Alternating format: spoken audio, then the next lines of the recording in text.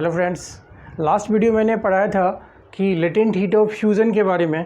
अभी हम देखेंगे लेटेंट हीट ऑफ वेपोराइजेशन क्या होता है। तो इसके लिए एक एक्सपेरिमेंट किया गया है जिसमें ये बताया जा रहा है कि ये एक बीकर है जिसमें कि आपने पानी रख रखा है, ठीक है, और ये आपका बर्नर है जो कि हीट सप्लाई करने के काम आता है।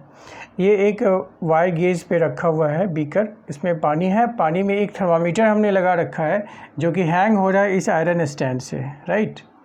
तो इसमें और प्रोसेस क्या होता है कि जैसे आप हीट सप्लाई करते हो, ठीक है, हीट सप्लाई कहाँ से होगा? बर्नर के थ्रू होगा। और हीट सप्लाई होने पे क्या होता है कि देखते हैं कि जो थर्मामीटर है इसमें टेम्परेचर राइज करने लगता है, राइट। टेम्परेचर राइज होता है स्लोली।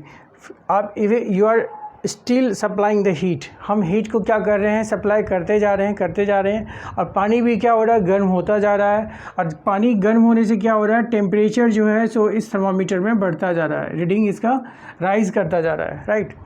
अब ये कब तक करेगा? ये पानी जब 100 डिग्री सेल्सियस पे पहुंच जाता है, गर्म करते करते पानी 100 डिग्री सेल्सियस पे जब पहुंच जाएगा, this is the temperature at 100 degree Celsius, उस टाइम पानी जो है सो बॉयल होने लगता है, वाटर बिगिंस टू बॉयल, ठीक है। 100 डिग्री सेल्सियस ही होता है आपका बॉइलिंग पॉइंट वाटर का। So water gets started to boil at 100 degree Celsius. अब इस कंडीशन में क्या होता है? 100 डिग्री सेल्सियस जो पानी है वो अब स्टीम में कन्वर्ट होने लगता है। ये आपका स्टीम दिखाया गया है, ये स्टीम बनता जा रहा है, ठीक है। पानी बॉयल हुआ, उसके बाद स्टीम फॉर्म करने लगा और ये स्टीम जो है सो बाहर की तरफ निकलने लगा है, क्लियर। ओके, पॉइंट कहता है once the water has begun to boil the water remains constant at 100 degree Celsius. इसका मतलब ये है कि शुरुआत में जब मैंने टेम्परेचर इसको बढ़ाया, मतलब हीट सप्लाई किया जा रहा था, तो वो टेम्परेचर बढ़ता जा रहा था, ठीक है। लेकिन जब 100 डिग्री सेल्सियस पे एक बार वो पहुंच जाता है, उसके बाद टेम्परेचर बढ़ना रुक जाता है, ठीक है। But we are still supplying the heat. अब जो हम हीट दे रहे हैं तो उससे टेम्परेचर राइज नहीं कर रहा है, ठीक है। और टेम्परेचर राइज कब तक नहीं करेगा? जब तक कि until all the water has changed into steam, right. जो वाटर है 100 डिग्री सेल्सियस पे पहुंच गया है, वो बॉयल होना शुरू कर दिया है। अब बॉयल होने के बाद जो है स्टीम में कन्वर्ट हो रहा है। तो जब तक वो सारा पानी आपका स्टीम में नहीं कन्वर्ट हो जाता है, तब तक जो टेम्परेचर है सो 100 डिग्री सेल्सियस ही होता है, ठीक है, थर्मामीटर में। ऐसा इसलिए होता है कि इस टाइम भी तो आप हीट सप्लाई कर रहे हो, लेकिन वो फिर हीट जो है उस हीट की वजह से टेम्परेचर राइज क्यों नहीं हो रहा है? तो डेफिनेटली वो जो हीट है कहीं ना कहीं और यूज़ हो रहा है। तो कहाँ यूज़ हो रहा है? अब फिर वही चीज़ आती है कि यूज़ कहाँ हो रहा है? आपको स्टेट को चेंज करने में। यहाँ स्टेट जो है आपका, जो वाटर है वो स्टीम में चेंज हो रहा है, ठीक है। तो इस स्टेट को चेंज करने में जो हीट खर्च हो रहा है, that is called the latent heat. यही वो लेटेंट हीट है, लेटेंट हीट ऑफ वेपोराइजेशन है, जिस वजह से कि वाटर जो कि 100 डिग्री सेल्सियस पे है वो आपका स्टीम में कन्वर्ट हो रहा है, ठीक है। अब देखिए, तो जब तक कि सारा का सारा वाटर जो है सो 100 डिग्री सेल्सियस, सारा का सारा वाटर जो है आपका स्टीम में ना कन्वर्ट हो जाए, वही कह रहा है once the water has begun to boil. जब बॉयल होना शुरू हो गया, मतलब बॉयल कब होगा? जब 100 डिग्री सेल्सियस पे पहुंच गया, ठीक है। The temperature remains constant at 100 degree Celsius, क्योंकि टेम्परेचर तो 100 डिग्री सेल्सियस है, बिकॉज वाटर जो है आपका बॉयल हो रहा है। लेकिन ये कब तक कांस्टेंट रहेगा? टेम्परेचर में इंक्रीमेंट थर्मामीटर में कब तक नहीं होगा? जब तक कि all the water has changed into steam, clear. दूसरा पॉइंट, सेकेंड पॉइंट डिस्कस करते हैं। The latent heat of vaporisation of a liquid is the quantity of heat in joules required to convert 1 kilogram of the liquid at its boiling point. एक काफ़ी important है कि अपने boiling point पे convert करने के लिए जितना अमाउंट ऑफ हीट की ज़रूरत पड़ती है, that is called the latent heat of vaporisation, ठीक है, without change into the temperature, right. तो यहाँ पे जैसे कि सबसे पहले जो लिक्विड है वो अपने बॉइलिंग पॉइंट पे पहुँचेगा। जैसे वाटर है, वाटर कितने पे पहुँचा? 100 डिग्री सेल्सियस पे। और उसके बाद जो है ये स्टीम में कन्वर्ट हो रहा है, और स्टीम में जब कन्वर्ट हो रहा है तो इसमें जो हीट की ज़रूरत पड़ रही है वो हीट आपका लेटेंट हीट होता है, राइट। और उस हीट की वजह से आपका टेम्परेचर में कोई राइज नहीं होता है, ठीक है। अब देखिए थर्ड पॉइंट देखते हैं। The latent heat of vaporisation of water is 22.5 into 10⁵ joule पर किलोग्राम। कहने का मतलब 1 किलोग्राम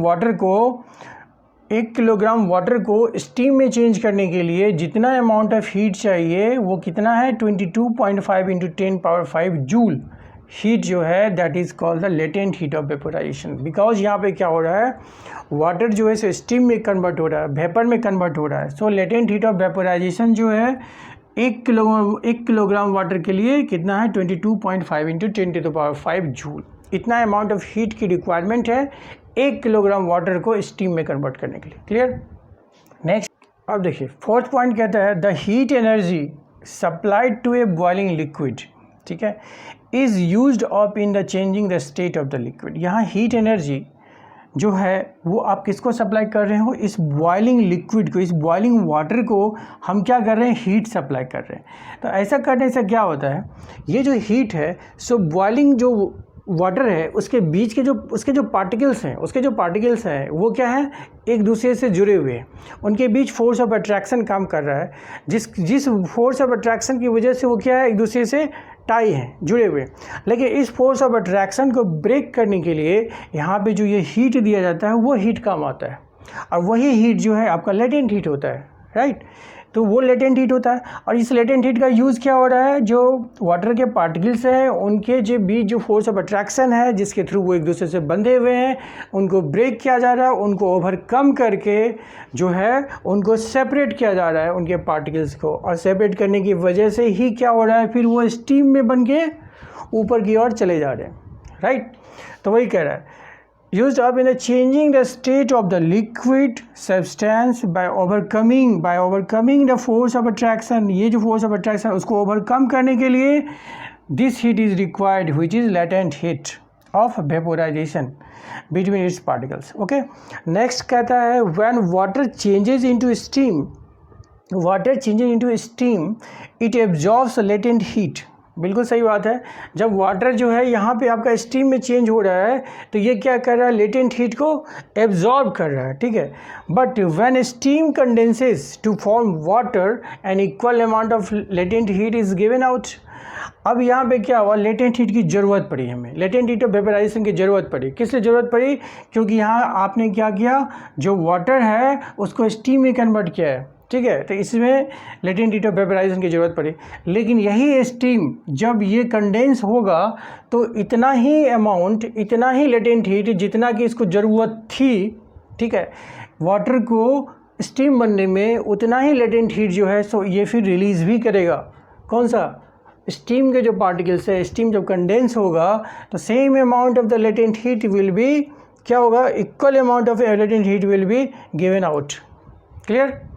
तो इस वजह से क्या होता है, स्टीम में जब हम अपने हाथ को ले जाते हैं तो बर्निंग सेंसेशन जो है सो ज़्यादा हो जाता है स्टीम में कि इन कंपेयर टू वाटर। सो वही चीज़ कह रहा है कि जब वाटर चेंज होता है स्टीम में तो ये लेटेंट हीट को क्या करता है, एब्जॉर्ब करता है। लेकिन यही स्टीम जब दोबारा से आपका कंडेंस होता है तो उतना लेटेंट हीट ये क्या करता है, गिवन आउट करता है, मतलब उतना लेटेंट हीट रिलीज़ करता है। ओके, उम्मीद करते हैं कि आपको सारी चीज़ें समझ में आई होगी, और फिर भी अगर दिक्कत है चाहे इस वाले टॉपिक में हो या इससे फ्यूजन वाले टॉपिक में हो तो you can discuss through the comment section. Thank you so much students.